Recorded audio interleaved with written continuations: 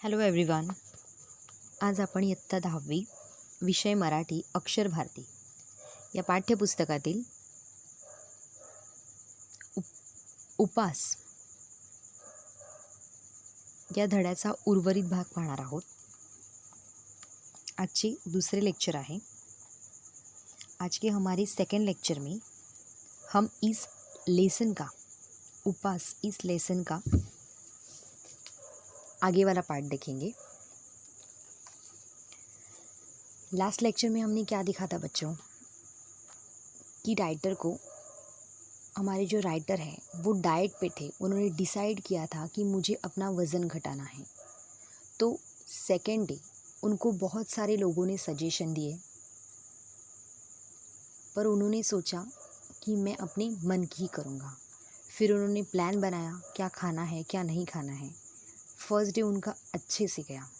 फिर second day क्या हुआ था, उनके ऑफिस में किसी ने पार्टी दी थी और वो पार्टी में बहुत सी कैलोरी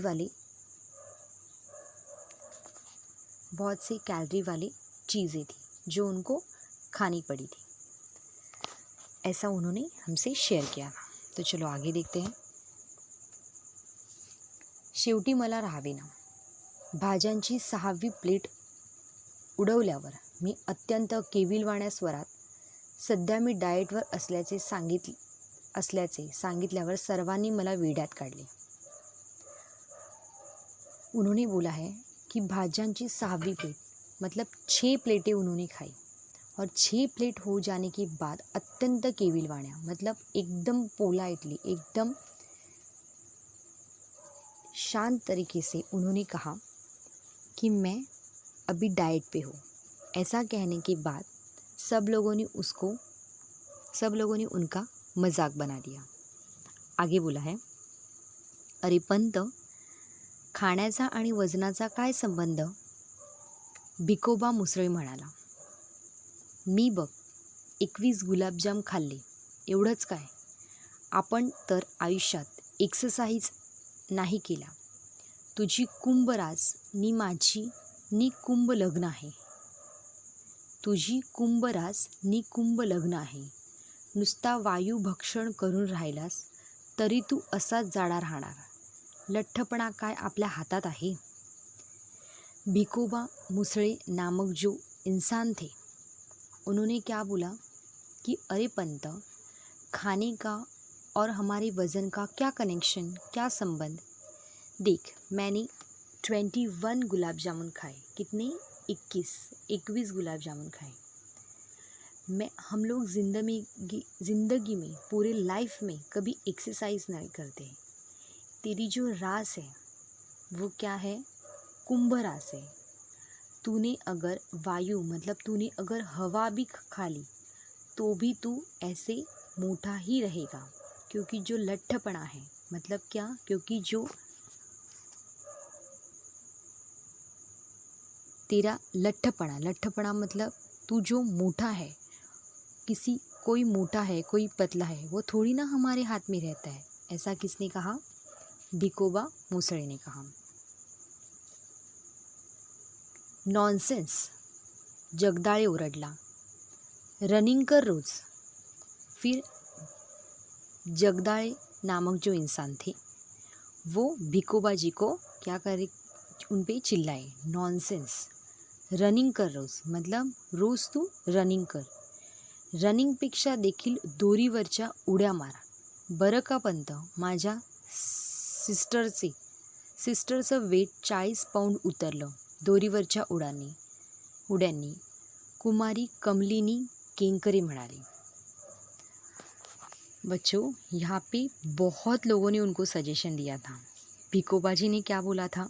भिकोबा मुसळे जी ने बोला था कि खाना कम करने से कुछ फ़ायदा नहीं होता, क्योंकि मोटा या पतला होना हमारे हाथ में नहीं होता. फिर उस पर जरदाळे जो इंसान थे उन्होंने चिल्ला के बोला था कि नॉनसेंस, रनिंग कर रोज़ मतलब रोज़ तू रनिंग के लिए जा. फिर जो एक लेडी थी कुमारी कमलिनी केंकरे, उन्होंने क्या सजेशन किया कि नहीं, रनिंग भी नहीं, तू क्या कर, दोरी उड़िया मार. तो जंप लेने से डोरी पे जंप, जो रो रहती है, रोप रहती है, रोप पे जंपिंग करने से मेरी जो सिस्टर थी उसका 40 पाउंड वज़न कम हुआ था। ऐसा सजेशन किसने दिया? कुमारी कमलिनी केंकरे. आगे बोला आहे, शेवटी सर्वांच्या मते मी सकाळी रनिंग करावे आणि संध्याकाळी दोरीवरच्या उड्या माराव्यात असे ठरले आणि मी 7व्या बशीमधले भजे उचलले. गॉड, उन्होंने क्या बोला कि सबका सजेशन सुनने की बाद ऐसा डिसाइड हुआ, मतलब सबका ऐसा डिसाइड हुआ कि सुबह उनको रनिंग करनी चाहिए और शाम को उनको दोरी उड़ी खेलनी चाहिए. दोरी रोप पे, जो रोप रहती है उन पे जंप करनी चाहिए. ऐसा बोलते हुए, ऐसा डिसाइड करते करते हुए 7th प्लेट को, 7वीं, जो 7 नंबर वाली जो डिश थी, बशी मतलब जो डिश थी, प्लेट थी, उनको उन्होंने हात लगाया. कुटुंबाचा मात्र माझ्या डाएटच्या बाबतीतला उत्साह अवर्णनीय होता, कारण रोज काही काही चमत्कारिक पदार्थ माझ्या पानात पडायला लागले. एके दिवशी नुसती पडवळे उकळून तिने मला खायला घातली. शेवगाच्या शेंगा, पडवळ, भेंडी, चवळीच्या शेंगा वगैरे सडपातळ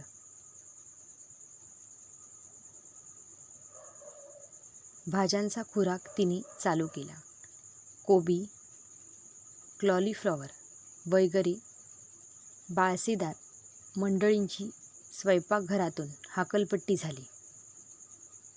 सकाळचा चहा देखील सुरुवातीला होता तसा राहिला नाही. बिनसाखरेचा चहा इतका कडू लागत असे अशी यापूर्वी कधीच कल्पना आली नाही मला. चहा सुरुवातीला बिनसाखरेचा असूनही कडू लागला नाही आणि आता का लागतो आहे एवढं सांगा, असे म्हटल्यावर कुटुंबाकडून खुलासा मिळाला. उन्होंने कहा है कि उनकी जो फैमिली थी वो राइटर की डाइट के प्रति, राइटर जो डाइट कर रहे थे उसके मामले में ज़्यादा कौन खुश था, ज़्यादा कौन एक्साइट था? उनकी फैमिली एक्साइट थी. उन्होंने बोला है कि उनकी पत्नी ने, उनकी वाइफ ने क्या किया, एक दिन पडवल उकड़ून, मतलब पडवल मतलब जो स्नेक जैसी बड़ी सी परवल वाली सब्ज़ी रहती है, वो सिर्फ बॉईल करके उनको खाने के लिए दी. उन्होंने बोला है फिर शेवग्याच्या शेंगा मतलब ड्रमस्टिक, पडवळ मतलब परवल, भिंडी मतलब लेडी फिंगर, चवळीच्या शेंगा चौली रहती है, ऐसी जो सड़पाता मतलब ऐसी पतली वाली जो सब्ज़ी थी वो खाना उन्होंने खाना स्टार्ट किया. वो उनको खुराक में देना उन्होंने, उसकी वाइफ ने स्टार्ट किया. और उसके अपोजिट किचन में से, स्वयंपाकघर मतलब किचन में से कौन सी सब्जियों को निकाल दिया गया?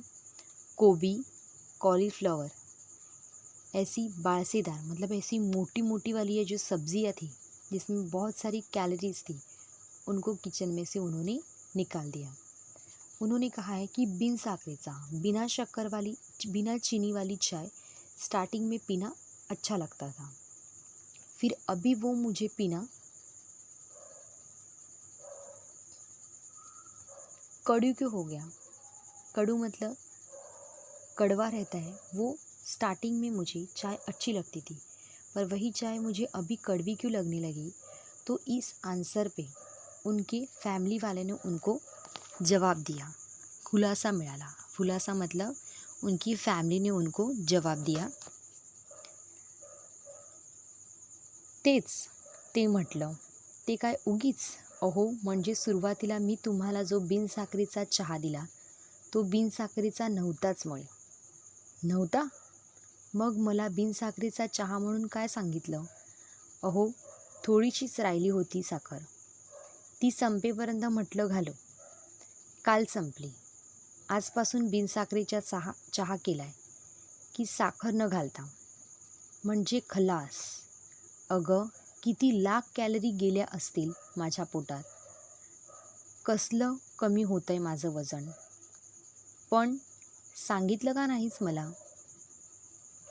उनकी वाइफ ने उनके ऊपर उन्होंने जो क्वेश्चन पूछा था कि पहले मुझे चाय अच्छी लगती थी पर वही चाय मुझे अभी कड़वी क्यों लगने लगी, तो उनके वाइफ ने बहुत ही मज़ेदार आंसर दिया है कि घर में स्टार्टिंग में मैं बिना चीनी वाली चाय बनाती ही नहीं थी। क्यों नहीं बनाती थी?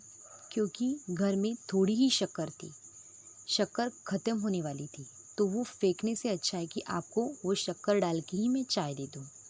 फिर उन्होंने बोला कि अरे यार, म्हणजे खलास, मेरे पेट में, मेरी बॉडी के अंदर कितनी कितनी लाख कैलोरीज घी होगी मेरे पेट के अंदर।